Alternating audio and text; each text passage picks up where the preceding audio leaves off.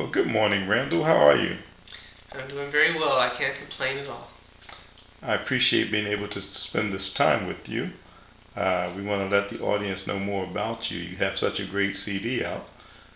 So tell me, where are you from originally? Born and raised in SoCal.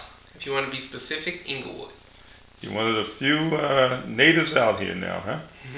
Yeah, both my parents are from Philadelphia, so I do. I used to spend my summers and Christmases there, so I feel like that's a part of me too. But I'm definitely a California baby.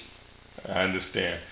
Now, like I said, I've been listening to some of your tracks, and I can tell that you are a very accomplished pianist. How long have you been playing?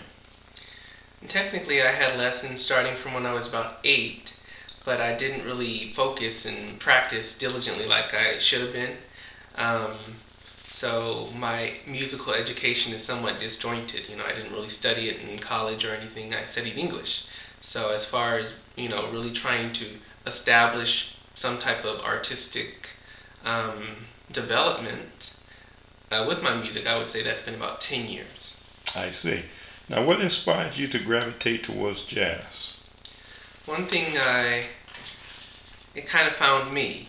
Growing up as a kid, I probably listened to what anybody else listened to on the radio, and I do enjoy popular music. I think it has its place, and you won't find any snobbery from me, because I know some jazz players have a hierarchy, about what's legitimate music and what isn't.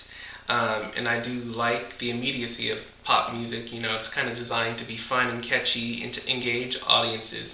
But one thing I liked about jazz is that it has more layers to it, and you can return to those recordings and get something new each time because it's put together with so much. There's just such a high level of accomplishment with in a given arrangement because of the caliber of players. So I guess I wanted. I have a fairly good ear, and so my sensibility was just tickled by what I was hearing, and I wanted to try to meet the challenge of creating music that other people, might want to come to and listen to over and over again and find things new. Well, that's a good point, Randall. Now tell me, who are some of the people that have influenced you musically? It's all over the map.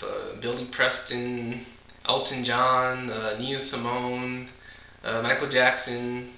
It's all over the map. I see. Now, getting away from the music for a moment, who would you say are some of the influences in your life personally?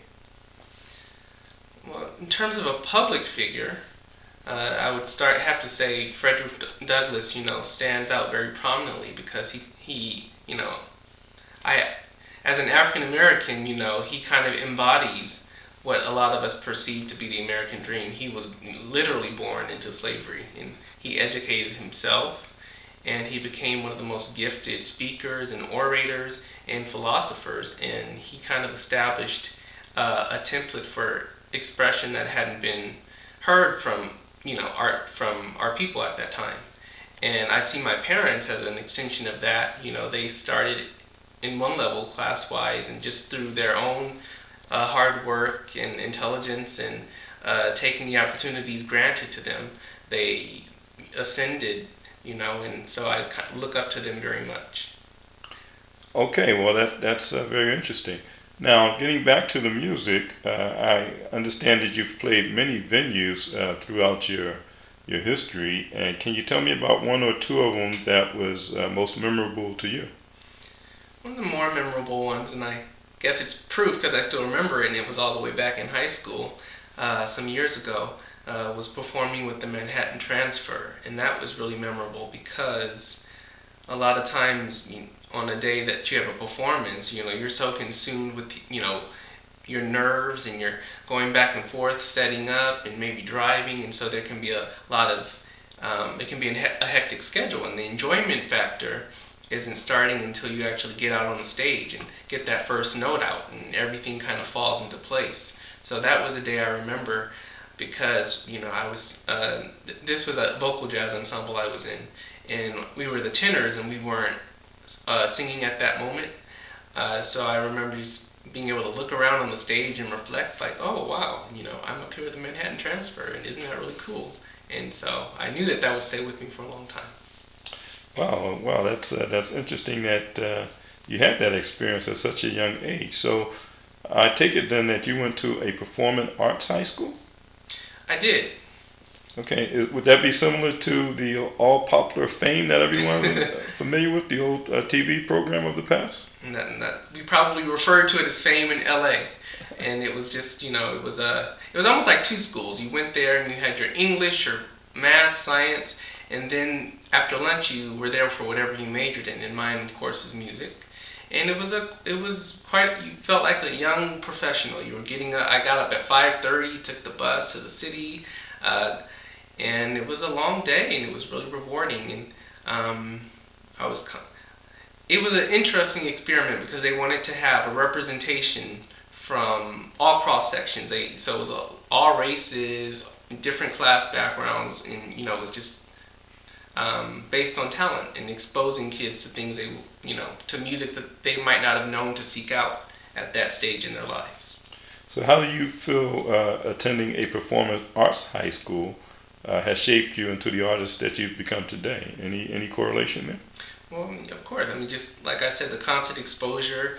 I didn't know what choral music was, or didn't have any exposures to opera or this or that. Personally, I was probably more on the insecure, shy side as far as performing. So I hung back a lot back then. I would say my confidence has emerged more recently. So I wasn't like out front all the time, but the experience stayed with me, and just that I absorbed all that music. I see. Now, if you could collaborate with any one of your choice today musically, dead or alive, who would that person be? First person that comes to mind is definitely Prince. He kind of embodies what I hope my career could, gravitate towards. He's a genre unto himself. This is, he taught himself to play like 80 instruments, and he's just himself. And it doesn't. He can branch out in any direction. He's played, I think when Miles Davis was living, he jammed with him. He's just kind of a national institution, you can say. His personality and his, it doesn't get in the way of his musicality at all. He just is able to incorporate all the facets of himself, so you feel like you're getting a full experience of, a person when you watch him. Well, he certainly is a great artist, so I can see why he would be one of your influences. Now, tell me, what is one of your greatest accomplishments in music to date? Well, I would have to say finishing the CD. I collaborated with a few people who I highly respect. One is a pianist named Kevin Toney. The other is a guy with a more old school background named Keg Johnson, and I think they heard in my music kind of a bridge between the old and the new. And I was just very flattered and thrilled to be working with them, and I'm very proud of the music we put on there. Now, I'm sure our audience is very curious about your music. Do you think at this point maybe you can give us a sample of what the Randell K CD is all about? I think I can. Very good.